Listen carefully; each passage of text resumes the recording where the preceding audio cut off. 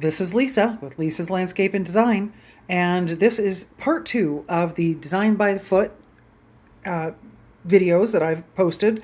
There'll be actually a third where I'm showing one of my actual designs that gives a little more detail on the color composition.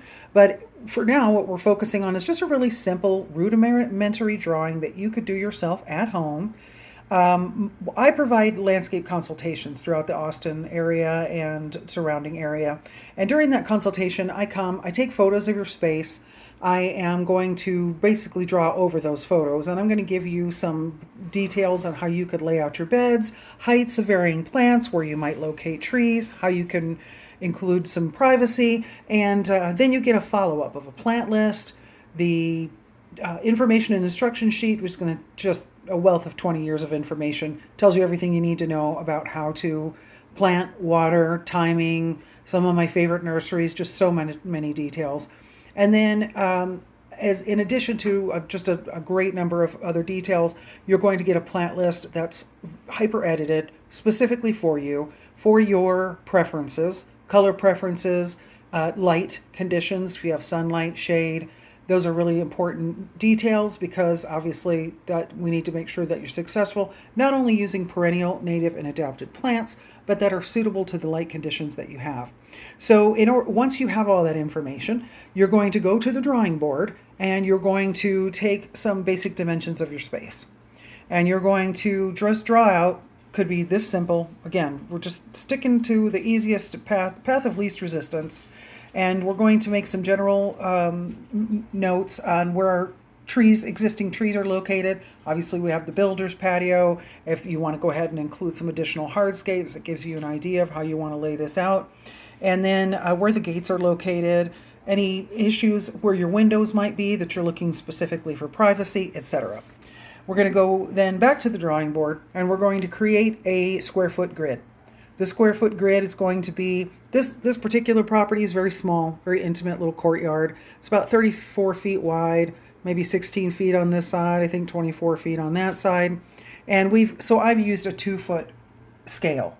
You on a larger property may want to use 5 or 10-foot scale. That's going to allow you to include a lot more detail in these spaces, and especially for a larger spot. So with the plant list that I'm going to provide, you're going to then create another grid. And in this new grid, you're going to list your favorite plants, and the numbers that correspond with those would be based on height and width. And so we're going to create a grid that shows 1 foot, 2 foot, 3 foot, 5, up 8, 20, however how you want to go. These numbers, again, are going to correspond with the width and the height of each plant, and I'll go into detail about that in a second. And then we have the colors, and we can just choose whatever colors we like. It depends on what you want. I like the rainbow, personally. But for today's, I've chosen red, yellow, blue, purple, orange, and white.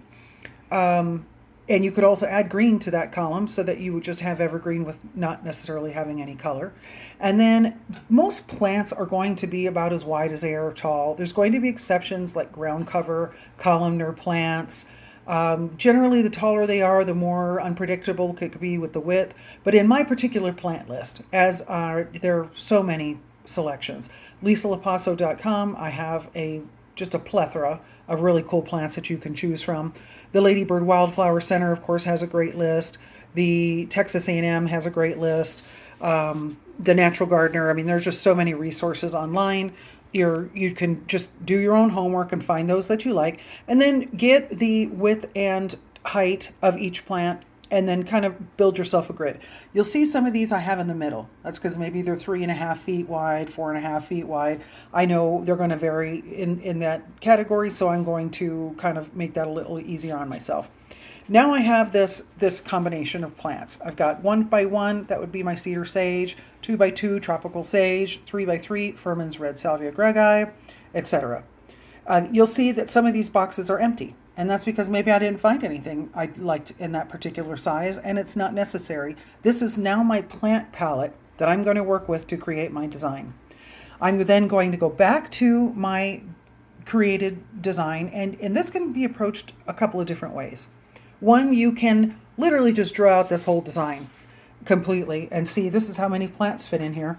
Go to your grid. I need a 3x3. Okay, I'm going to plug those in here. I need a 5x5. I'm going to plug that in there, and so on. You can also originally draw in just any random shape. And I use this template. I mean, you can find these on Amazon. They're pretty cheap. And I mark them myself with numbers so that I know that they correspond with particular sizes. And it depends, of course, on the grid. If you have a 5x5, obviously you're not going to use the same number that you would on a 2x2. You can also find just a myriad of different ideas for plant sketches if you're wanting to be a little more creative. I use the circles in my landscape design because, frankly, if I had to recreate all these little sketches every time I did a design, I would just not be able to get them all completed. So when you go back to your design and you've put in your shapes or your circles or what have you, as I mentioned, you could do this two ways. One is to actually lay this out first, and I'll do this a lot when I have large designs. I'll just put all my circles in, and then I go back and I decide what plants I want to fit in those space because I know that that's how much I have room for. If you have your favorite plants, you could lay them out first and then go back and modify as needed depending on how much room you have, or of course to correct the color composition. And the color composition is so important. If you'll see here, I don't have everything matchy-matchy. I don't have rows of necessarily particular colors, but what I do have is these little triangles. You got yellow, yellow, yellow, you got red, red, red. They don't even have to be the same plants.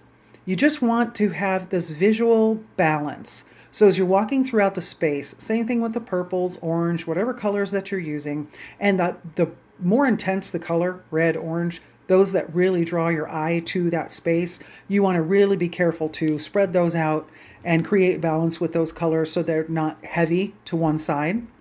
And when I say it doesn't have to be matching, now you'll see I have 4 soft caress Mahonia here. I have 3 over here. I talk often about designing in odd numbers. Odd numbers make the space look intentionally unintentional. If you Google my work, you will find that I like to design kind of like the rainforest, and I want it to look like you put a house in that garden, not the other way around. And I like it to be very organic and natural looking. And while some designs like this may be a little more linear in some of the layout, and that's primarily because it is such a tiny spot, you can create these little, whimsical kind of a layout, but with having groupings that look more organic. And in this situation, rather than being 3 on one side, 3 on the other, I have 4 of them here and 3 of them here in a grouping. And so we're still accomplishing the same numbers with 7, odd number. 3 and 3 here, and that's in a different configuration. The ground cover is going to kind of take over anyway. Those little ones are all ground cover, and they're just going to go where they want to go. The large Caitlin Ajuga is going to spread a little more, but they're going to kind of stay within their groupings. Some of them that I'm nested closer together, I would like the idea that they would be a little more, again, less organized looking.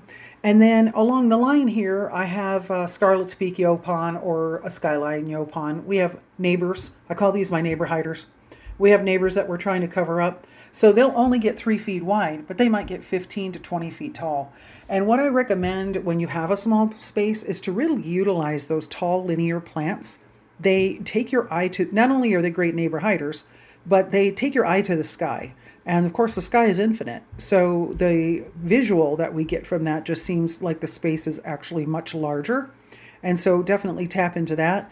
Look at the color composition. Do we have their color that we're looking for throughout the space? Take measurements. This also allows you, by the square foot gardening technique, to figure out exactly how much metal we need, approximately how many stepping stones we need. Be mindful if we're buying a pallet of stepping stones, you're not going to be able to count them. You're going to get what you get. But this will help you to figure out how many yards of compost, how many yards of mulch. I mean, this is going to give you pretty close numbers. And I think that this is a great way to just get yourself started in the landscape. Take on a builder's bed, take on a corner of the property, try this technique. I think you'll get hooked once you see how simple it is. And I hope with this inspiration, you'll go get your garden on.